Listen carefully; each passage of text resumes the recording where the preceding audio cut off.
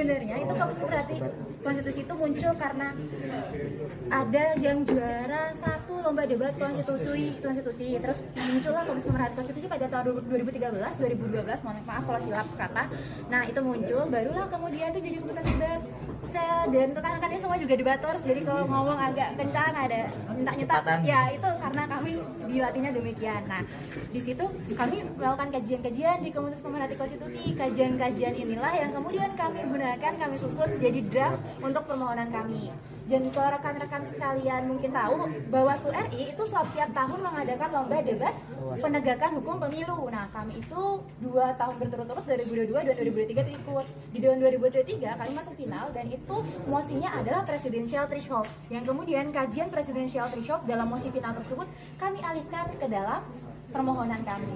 Demikian, kalau ditanya kenapa baru sekarang, ya karena putusan 90 baru keluar dan kami baru kepikiran bahwa sebenarnya pemilih itu adalah subjek demokrasi bukan objek demokrasi. Demikian. Terima kasih. Terima kasih. Sampai putusan. Ya, sampai putusan ini kita ada 7 kali sidang yang mana di antara sidang kedua dan ketiga kita itu lagi masa KKN. Jadi mungkin itu merupakan momen-momen yang tidak terlupakan dan juga perjuangan yang sangat-sangat berarti bagi kami. Dan kalau ditanya apakah kami menggunakan kuasa hukum ataupun ada yang lain-lain, kami di sini tidak menggunakan kuasa hukum ya karena kami masih seorang mahasiswa belum mampu untuk menggait seorang kuasa hukum, dan karena kebetulan di MK juga bisa menggunakan sidang online, jadi kami juga mengajukan permohonan ke MK kalau kami melakukan sidangnya secara online ya karena keterbatasan satu dan lain hal.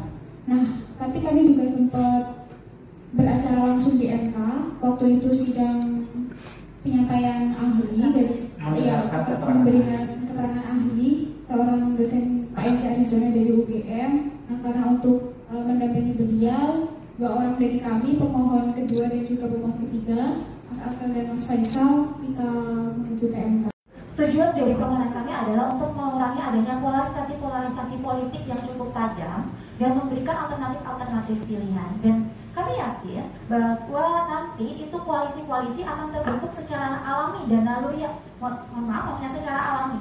Karena bagaimanapun juga kontestasi politik ini itu kan merupakan kontestasi yang cukup besar, sehingga pastinya parpol-parpol juga akan secara naluri ikut bergabung. Sebagaimana yang terjadi di pasangan SBY di tahun 2004 ya. Di tahun 2004 itu kan secara sadar parpol-parpol yang dia itu punya suara sebenarnya bisa mengajukan sendiri, tapi pada akhirnya memutuskan untuk bergabung. Ada Partai Demokrat dan 2 partai lainnya, mohon maaf saya agak lupa. Nah itu kan secara alami mereka bergabungnya.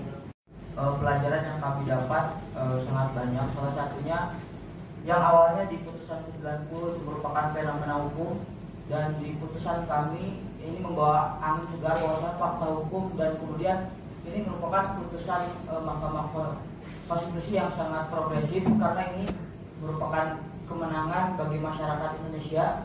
Dan pelajaran yang pentingnya adalah kami sebagai pemilih mempunyai hak untuk memilih dengan preferensi calon-calon yang nantinya akan maju ke pilpres ataupun pilkada dan lain-lain.